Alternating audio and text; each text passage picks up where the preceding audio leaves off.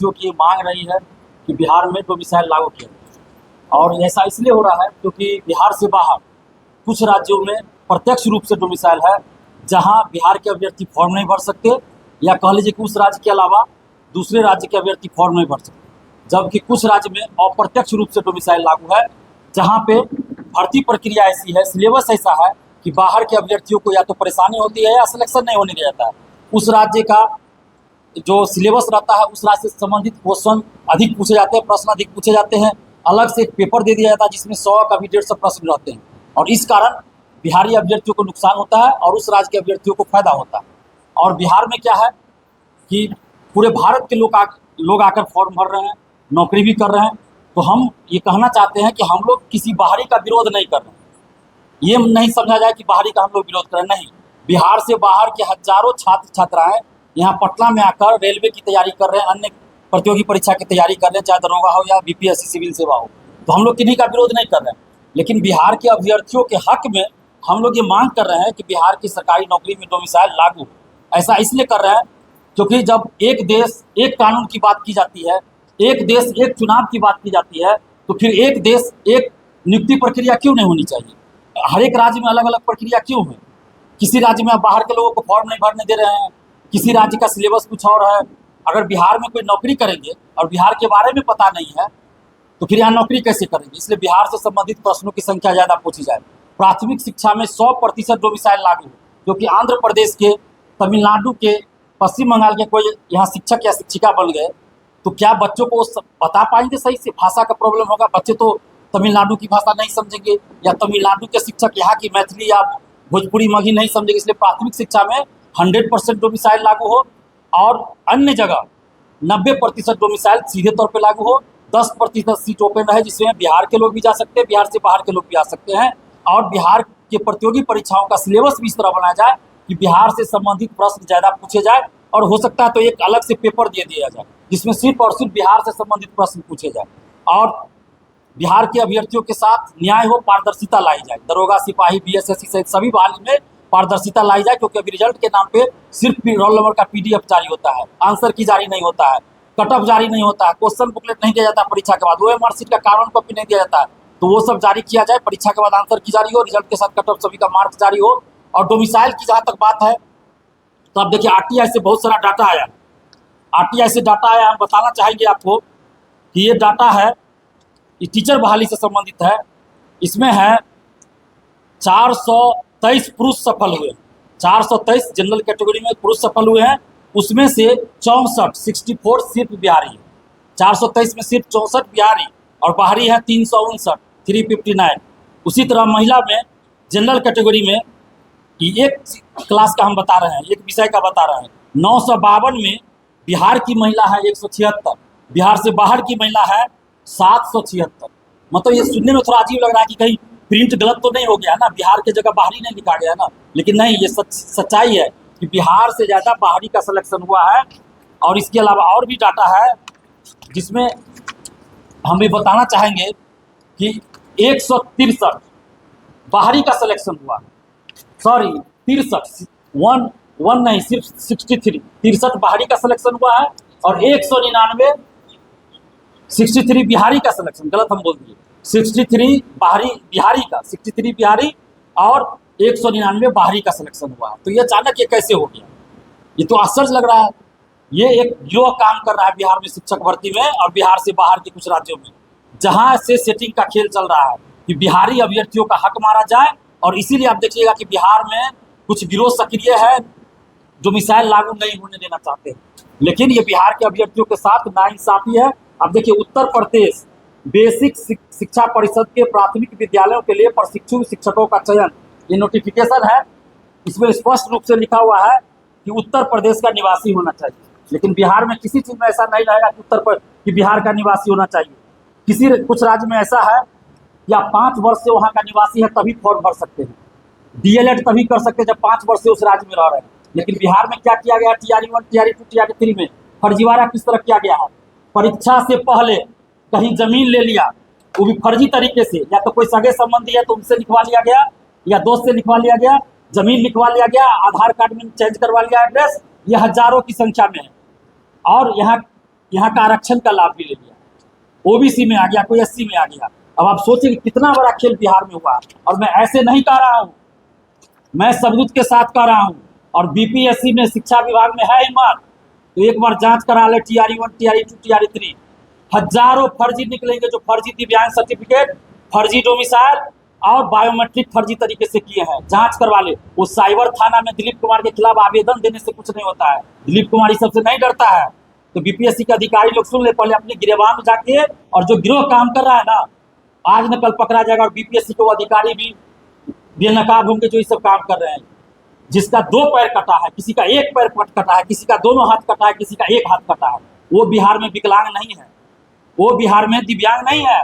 लेकिन जो दोनों पैर से, हाथ से, पूरे शरीर से स्वस्थ है, वो फर्जी दिव्यांग लगा के बिहार का भी लोग, बिहार से बाहर का लोग 5000 में फर्जी सर्टिफिकेट बना के दिव्यांग का आरक्षण ले लिया। 50 मिनट एक्स्ट्रा समय परीक्षा में मिलता है और आरक्षण अलग, और नौकरी कर रहा है, उसकी भी जांच होनी चाहिए।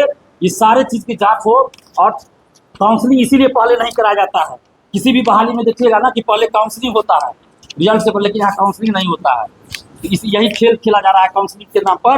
तो हमारी ये मांग है, डोमिसाइल लागू हो, शिक्षक भर्ती, दरोगा, सिपाही सभी में 5 जून को हम लोग संपूर्ण क्रांति दिवस के अवसर पर पटना कॉलेज से 10 बजे से आंदोलन शुरू कर रहे हैं।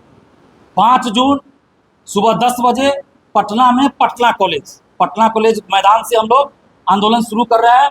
ये जेपी की धरती है, कोई ये ना भूले, ये जेपी की धरती है। जेपी आंदोलन दिवस, संपूर्ण क्रांति दिवस के दिन हम लोग आंदोलन कर रहे हैं। अगर एक भी लाठी स्टूडेंट पे चली, एक भी लाठी चल गया, एक भी थप्पड़ चल गया स्टूडेंट्स पे, तो उस दिन के बाद से बिहार के सभी अभ्यर्थी, बिहार के सभी नौजवान, हम सभी लोग ये कहना शुरू कर देंगे कि बिहार में जितने नेता हैं, चाहे वो सत्ता पक्ष हो या विपक्ष हो, जो लोग भी जेपी के चेले अपने आप को बताते हैं, वो जेपी के असली चेले नहीं है, वो फर्जी चेले हैं। वो नकाब लगाकर चेले बने, रंगा सियार है वो लोग।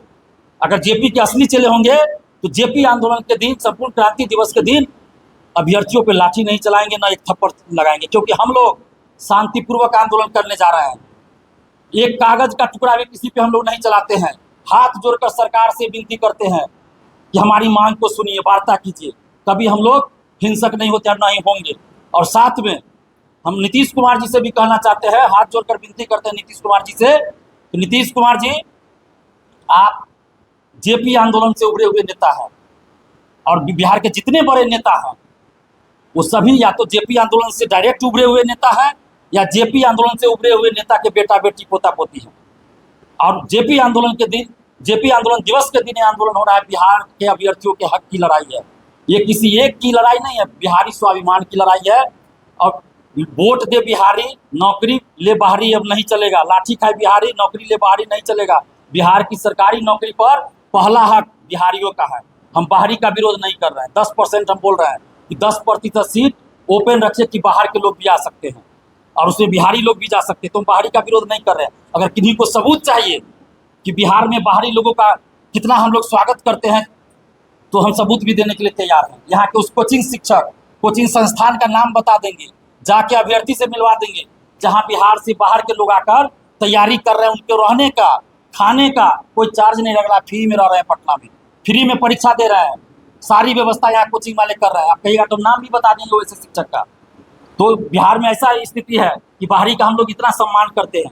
मैंने खुद यूपी के कितने लड़कों लड़कियों को, जो व्यवस्था नहीं हो रही थी, उनको रहने का डर लग रहा था लड़की को, तो हम लोगों ने व्यवस्था कराया है, रहने का एग्जाम दिए सुरक्षित, और सिलेक्शन भी हुआ है। तो हम लोग किसी बाहरी का विरोध नहीं कर रहे, बस अपने हक और अधिकार के लिए लड़ाई लड़ रहे हैं। पश्चिम बंगाल में आता है कोई वैकेंसी, तो भाषा का बाउंडेशन लगाया जाता है, प्रतिबंध लगाया जाता है। बिहार में मगही, भोजपुरी, मैथिली, अंगिका, जो भाषा क्षेत्रीय है, उसको क्यों नहीं प्राथमिकता दी जा रही है प्राइमरी एजुकेशन में? अभी देखिए, उत्तर प्रदेश बीएड संयुक्त प्रवेश परीक्षा का नोटिफिकेशन है।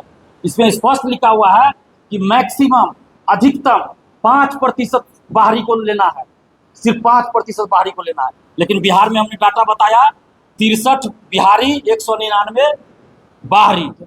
आप सोचिए कितना परसेंट होगा, आप लोग देखिए। तो ये किस तरह से होगा? 35% महिला आरक्षण बिहार से बाहर की महिला को भी दिया जा रहा है जनरल कैटेगरी में। उसका नुकसान जनरल कैटेगरी की महिला को तो हो ही रहा है, साथ में एससी ओबीसी महिला को भी हो रहा है। क्योंकि अगर बाहर के अभ्यर्थियों का सिलेक्शन नहीं होता महिला आरक्षण में के तहत, नहीं मिलता बाहरी को महिला आरक्षण, तो एससी ओबीसी कैटेगरी की लड़की महिला अभ्यर्थी भी जनरल कैटेगरी में जा सकती थी और जनरल कैटेगरी की भी और लड़की आ सकती थी। लेकिन यहाँ बाहरी को आरक्षण दिया जा रहा है। दिव्यांग आरक्षण बिहार से बाहर के लोगों को दिया गया TR1 TR2 TR3 में, जबकि ये गलत था। हम जब लगातार इस चीज को उठाए तो बीपीएससी ने क्या किया, साइबर थाने को नोटिस भेजा, नोटिस नहीं आवेदन भेजा कि दिलीप कुमार पे कार्रवाई कीजिए। हमको साइबर थाना बुलाया गया, हमने सबूत दिया। अभी देखिए सामान्य प्रशासन विभाग ने नोटिस जारी किया 10-15 दिन पहले कि दिव्यांग आरक्षण सिर्फ और सिर्फ बिहारी को मिलेगा। तो फिर महिला आरक्षण बाहरी को क्यों दे रहे हैं आप? महिला आरक्षण भी सिर्फ और सिर्फ बिहारी को मिलना चाहिए, बिहारी बेटियों को मिलना चाहिए। तो इन सभी मुद्दों को लेकर डोमिसाइल लागू हो, पारदर्शिता लाई जाए, आरक्षण का लाभ सिर्फ बिहारी अभ्यर्थियों को मिले। लाइब्रेरियन है, BSSC CGL 4 है, दरोगा की वैकेंसी जल्द निकाली जाए और किसी तरह का फर्जीवाड़ा ना हो, पेपर लीक ना हो, पेपर लीक में संलिप्त सभी लोगों पे कार्रवाई हो। इन सभी मुद्दों को लेकर हम लोग आंदोलन कर रहे हैं। 5 जून को सुबह 10 बजे पटना कॉलेज से आंदोलन है। आप सबके चैनल के माध्यम से, इस प्रेस कॉन्फ्रेंस के माध्यम से सभी से अपील करना चाहते हैं, ये बिहार के हक और अधिकार की लड़ाई है। तो आप सभी लोग आइए पटना कॉलेज सुबह 10 बजे और भीड़ दिखाइए। लोकतंत्र है, चुनावी साल है, भीड़ का असर होगा। और हमारे जो मुख्यमंत्री हैं नीतीश कुमार जी, वो खुद छात्र आंदोलन से उभरे हुए नेता हैं, तो अच्छी तरह समझते हैं कि छात्र आंदोलन का क्या असर होता है। तो निश्चित रूप से अगर भीड़ दिखाएंगे आप लोग तो सरकार और खासकर मुख्यमंत्री नीतीश कुमार जी ध्यान देंगे और बिहार में डोमिसाइल लागू होगा। हम लोग 2 तरह से मांग कर, एक प्रत्यक्ष डोमिसाइल लागू हो जिससे प्राइमरी एजुकेशन में 100% और ऊपर के क्लास में और अन्य दरोगा सिपाही BSSC में 90% डोमिसाइल लागू हो, जिसमें सिर्फ और सिर्फ बिहारी स्टूडेंट का सिलेक्शन हो। 10% सीट ओपन हो जिसमें बाहरी भी आ सकते हैं, मेरिट के आधार पर बिहार के लोग भी जा सकते हैं। और अप्रत्यक्ष रूप से भी डोमिसाइल लागू हो जिसमें बिहार की सभी प्रतियोगी परीक्षा में बिहार से संबंधित प्रश्न पूछा जाए, एक अलग से पेपर दिया जाए जिसमें सिर्फ और सिर्फ बिहार से संबंधित या तो 100 या 150 प्रश्न हो। ये हम मांग करते हैं। और साथ में सरकार से हम ये भी मांग करते हैं और ये बताना भी चाहते हैं कि ये आंदोलन पूरी तरह से छात्र आंदोलन है। इस आंदोलन में न तो कोई नेता और न ही किसी तरह के कोई शिक्षक या अदर संगठन की कोई भूमिका नहीं है, न तो प्रत्यक्ष न अप्रत्यक्ष। ये इसमें छात्र और छात्राएं ही शामिल होंगी। और हाथ जोड़कर हम विनती करते हैं, जितने भी कोचिंग शिक्षक हैं या कॉलेज के शिक्षक हैं, यूनिवर्सिटी के शिक्षक हैं, बुद्धिजीवी हैं, एडवोकेट हैं, अधिकारी हैं, सबसे विनती करते हैं कि इस आंदोलन को नैतिक समर्थन दीजिए। और जितने भी कोचिंग संचालक हैं तो पटना को छोड़कर पटना से बाहर बिहार के सभी जिला के जितने भी कोचिंग शिक्षक हैं उनसे हाथ जोड़कर विनती है कि 5 जून को दिन भर कोचिंग बंद कर दीजिए। 5 जून को दिन भर कोचिंग बंद कर दीजिए। और पटना के जितने कोचिंग शिक्षक हैं उनसे आग्रह है कि पटना के जितने कोचिंग शिक्षक हैं सुबह 9 बजे से शाम 4 बजे तक कोचिंग बंद कर दीजिए। सिर्फ एक दिन की बात है, 9 बजे से शाम 4 बजे तक कोचिंग बंद कर दीजिए और जिला में पूरे दिन कोचिंग बंद हो। और ये अग्नि परीक्षा है, देखना है कि बिहार में और पटना में कितने कोचिंग शिक्षक हैं जो इस चीज़ को फॉलो करते हैं। तो अभ्यर्थियों से भी कहेंगे कि जो शिक्षक यूट्यूब पे आकर, मीडिया में आकर तरह तरह की बातें करते हैं, उन सब की अग्नि परीक्षा है कि इस आंदोलन में देखिए कौन क्या कर रहे हैं, कोचिंग बंद कर रहे हैं कि क्या कर रहे हैं। क्योंकि अभी देखिए बहुत सारे कोचिंग शिक्षक दूरी बना रहे हैं और पहले क्या कर रहे थे, मतलब सब्सक्राइबर बढ़ाने के लिए, व्यूज के लिए अपने चैनल पे कोचिंग शिक्षक डोमिसाइल चिल्ला रहे थे। लेकिन अब जब डोमिसाइल पे आंदोलन हो रहा है तो साइलेंट हो गए। कोई पटना छोड़ के भाग गए, तो कोई कोचिंग में नजर नहीं आ रहे हैं, तो कोई वीडियो बना रहे हैं तो दूसरे मुद्दे पे बना रहे हैं। तो ये सब की अग्नि परीक्षा। और जितने भी अभ्यर्थी हाथ जोड़कर विनती करेंगे कि आप लोग ऐसे लोगों की रंगा सियारों की पहचान कीजिए और वैसे लोगों का बहिष्कार कीजिए। और लास्ट में मीडिया बंधुओं से आग्रह करेंगे, हाथ जोड़कर विनती करेंगे मीडिया बंधुओं से कि बिहार में जितनी वैकेंसी आ रही है हम ईमानदारी के साथ कर रहे हैं। बिहार से बाहर इतनी वैकेंसी कहीं नहीं आ रही है, ये सच्चाई है। लेकिन बिहारियों को हक मिलना चाहिए, पहला अधिकार बिहारियों को आना चाहिए। इसलिए डोमिसाइल के लिए हम लोग आंदोलन कर रहे हैं। लेकिन पारदर्शिता नहीं है, पेपर लीक हो जाता है, कभी धांधली सेटिंग हो जाती है, तो इस पर रोक लगना चाहिए। आप सभी मीडिया बंधुओं से आग्रह करेंगे कि आप लोगों ने स्टूडेंट्स के मुद्दे को बहुत जोर शोर से उठाने का काम किया है, साथ दिया है। और बहुत सारे मुद्दों पे आप लोगों के साथ देने की वजह से सरकार ने संज्ञान लिया, कार्रवाई हुई है। तो इस मुद्दे पे भी आप लोग डिबेट करवाइए, अपने चैनल के माध्यम से अभ्यर्थियों की आवाज़ को सरकार तक पहुंचाइए। और 5 जून को सुबह 10 बजे आंदोलन है, आप लोग पटना कॉलेज जरूर पहुंचिए। पटना कॉलेज सभी लोग पहुंचिए और अभ्यर्थियों की आवाज़ को अपने चैनल के माध्यम से सरकार तक पहुंचाइए। बहुत बहुत धन्यवाद। अगर किन्हीं का कोई प्रश्न हो तो जरूर पूछिएगा। शिक्षक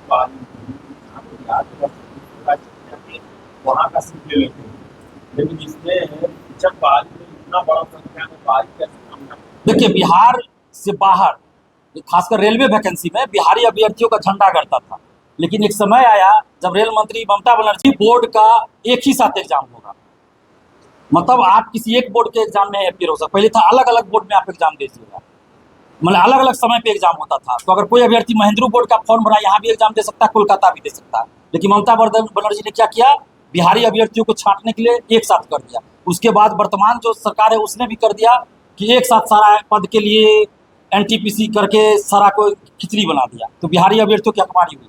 और शिक्षक भर्ती में खासकर ऐसा हो रहा है कि बाहरी लोग का सिलेक्शन जो हो रहा है, तो इसमें गिरोह काम कर रहा है। सबसे पहले तो मैं कहूँगा गिरोह काम कर रहा है, क्योंकि बीपीएससी के कुछ अधिकारी कर्मचारी यूपी कैडर के रहे या यूपी निवासी रहे, तो लंबे समय से बीपीएससी में खेल चल रहा है। और कुछ जो शिक्षा माफिया है, परीक्षा माफिया है बिहार में, कोचिंग माफिया है, वो यूपी के हैं, वो यूपी के मैं खुलेआम बोल रहा हूँ।